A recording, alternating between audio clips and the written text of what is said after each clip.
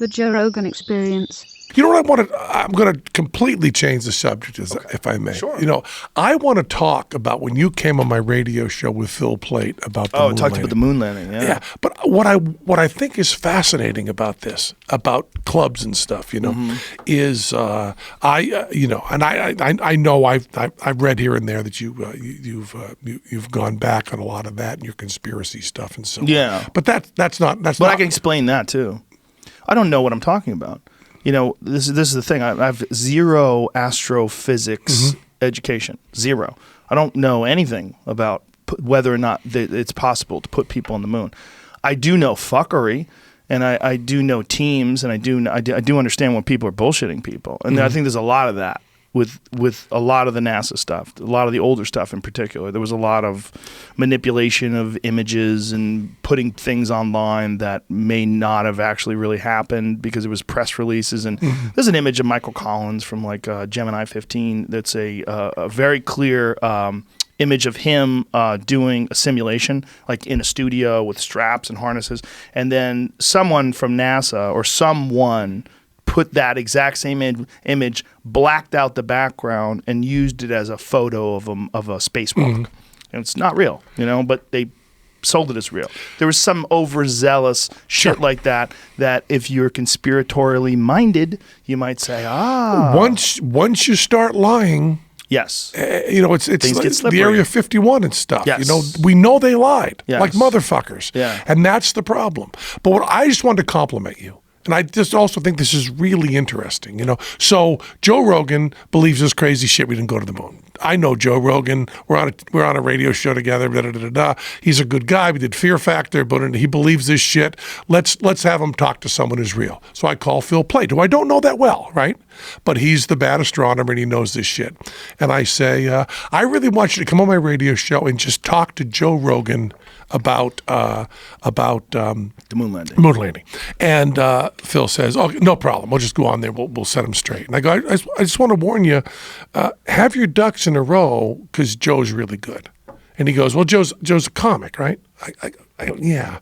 And that's your problem because Joe's better at talking than you.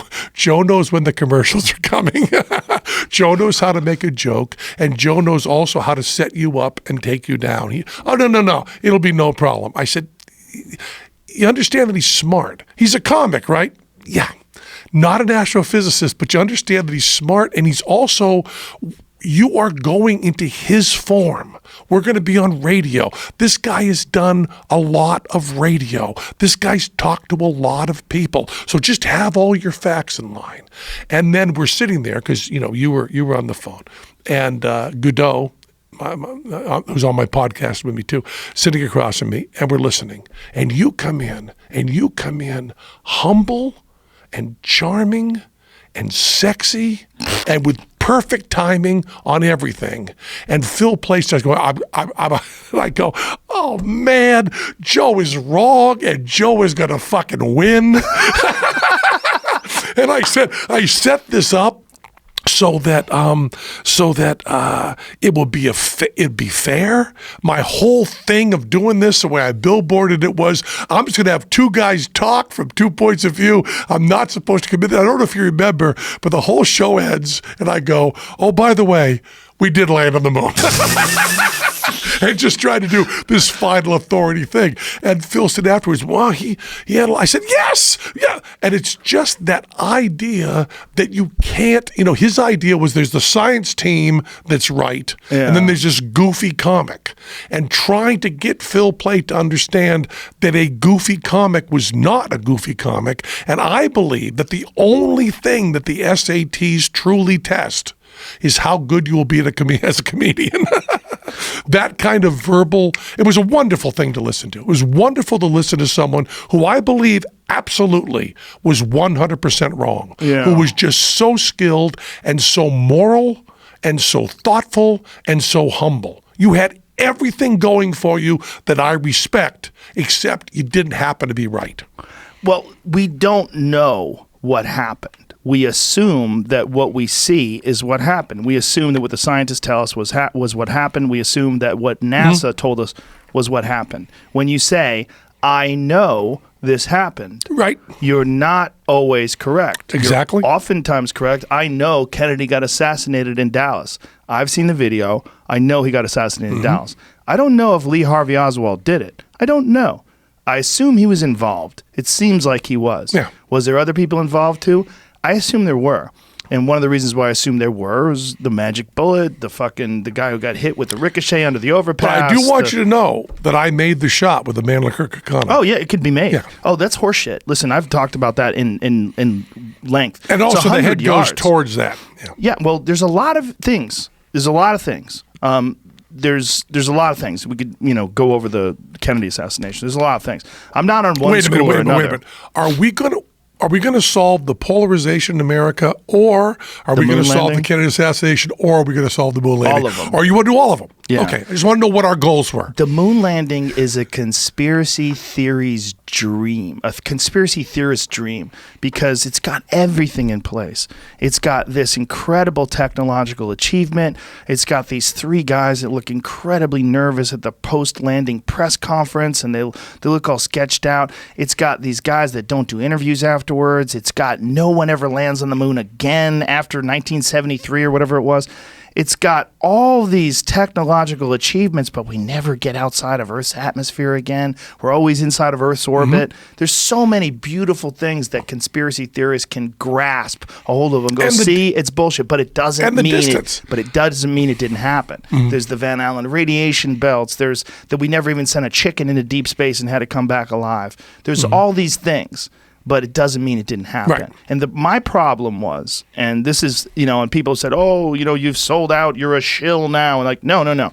I'm just being honest now. Whereas before, I wasn't being honest with myself and I wasn't being honest about the subject. I do not know whether or not people went to the moon. I was pretending that I knew that people didn't go to the moon. And I was arguing it that way. I was on a team. I was on team, it's bullshit, we didn't go to the moon.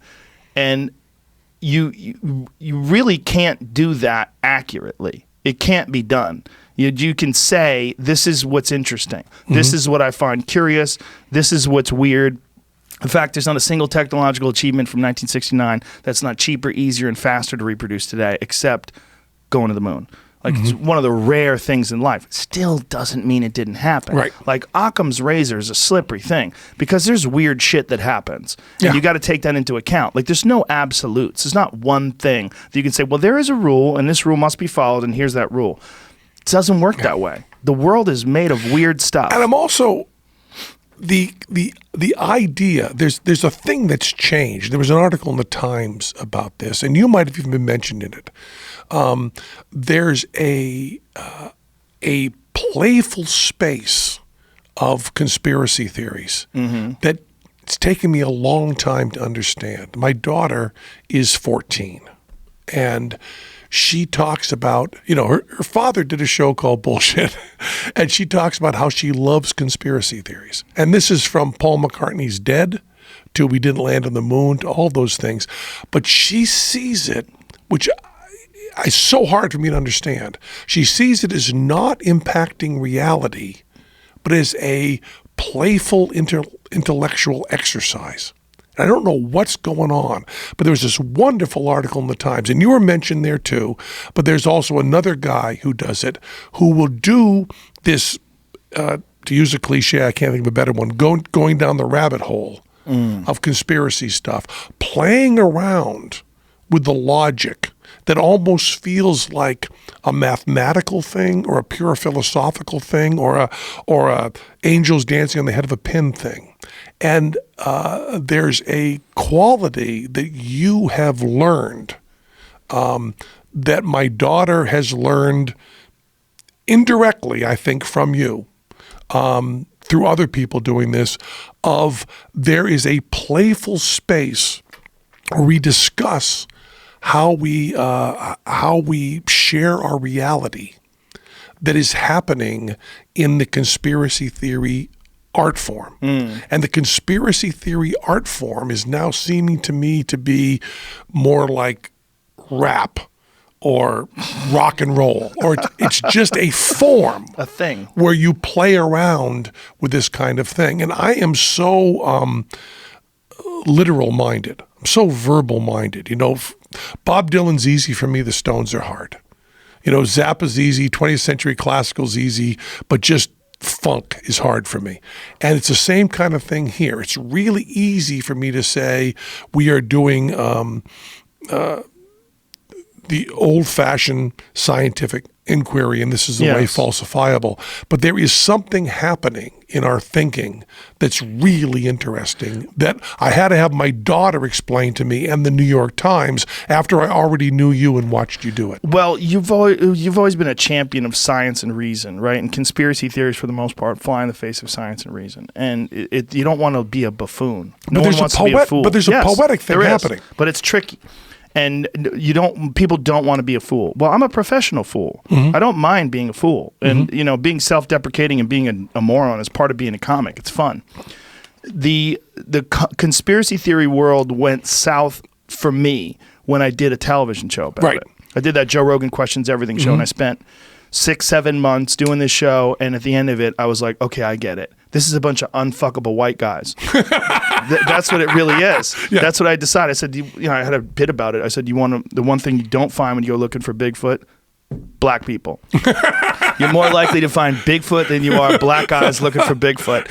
It is a bunch of unfuckable white dudes out camping and listening. What did you hear that? What is that? You know, it's like, it's nonsense. Like you're wrapped up in this idea that there's a mystery and there's a thing, a quality about human beings where we want to uncover secrets. We want to be the person that finds out the truth, because then your miserable, shitty fucking life now doesn't matter. The fucking aliens are real, man. They're here. And aha. You know, one of the best feelings we can get, probably better than coming, is that feeling of aha. I understand. I've gotten a revelation.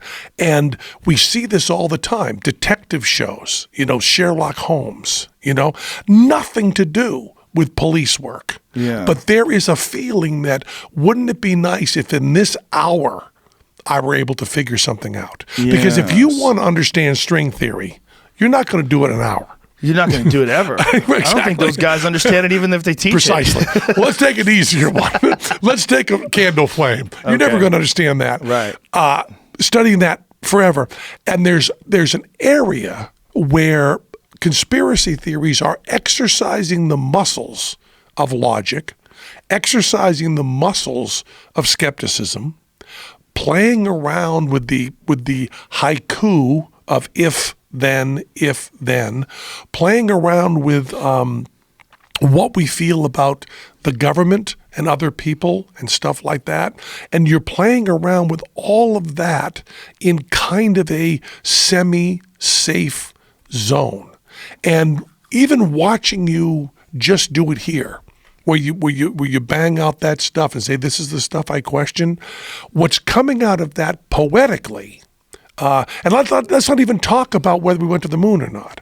What's coming out of your style of inquiry on that kind of thing, your style of skepticism, is just fascinating and beautiful. And I see the conspiracy thing as not so much a breaking down, which I used to see it as, a breaking down of science and reason, but I see it as rather a creation of a new form of poetry. That's weird. I don't know if my daughter just says, you know, I really like conspiracy theories. And I say to her, you know, Paul McCartney is still alive. Right, but you know she's 14 and you're Penn Jillette, so she's rebelling. You understand that, right? You're a parent. You know what it's like. You may have just told me something really important that I was too dumb to realize. Thing. Here's the thing. It's like Neil Gaiman's daughter coming in all gothed out. Yes! And Neil saying to her, I invented this. You can't do this. This is not the way you can rebel. You can't rebel against me like this. You can't do it with black hair and eyeshadow. You can't do it. But yeah. Well, kids, you know, they find their own way and they want to express themselves. You know, they want to exert power over their world.